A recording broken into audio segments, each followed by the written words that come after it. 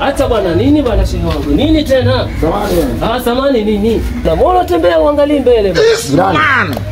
Mambo gani sasa? Ya nini tena? Udi nazi umechora inakuaje ndugu yangu?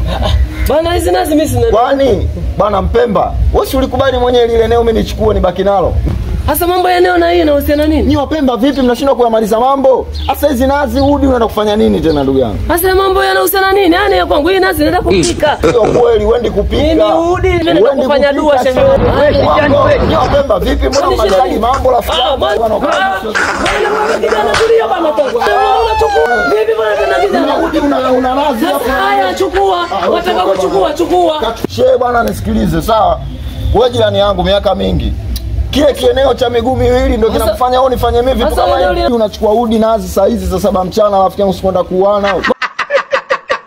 Vitu vidogo rafiki yangu nataka tuane kama hujalizika sio.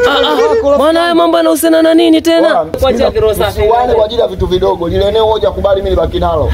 Nitakunjua roho. Mungu atakusamehe kweli wewe. Nijua tu. Wallahi mimi namwachia Mwenyezi Mungu. Wangu mimi nimemwachia Mwenyezi Mungu bwana. Nakuachia na wewe ile eneo. Na wewe unafanya hivyo Mungu atakusamehe kweli?